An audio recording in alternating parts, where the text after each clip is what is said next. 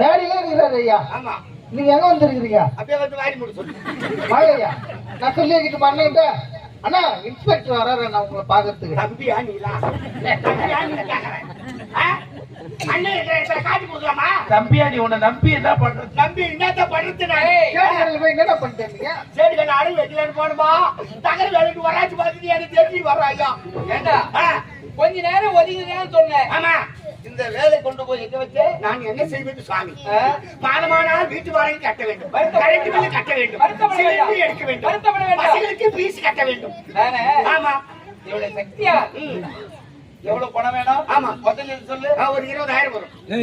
ஆமா. நான் காட்டி கொடுக்கிறேன். முந்தனேற்று வாங்கின 20 ரூபாயே ஒண்ணும் கொடுக்காது. நீ 20,000 எனக்கு தரப்போகிறாய்.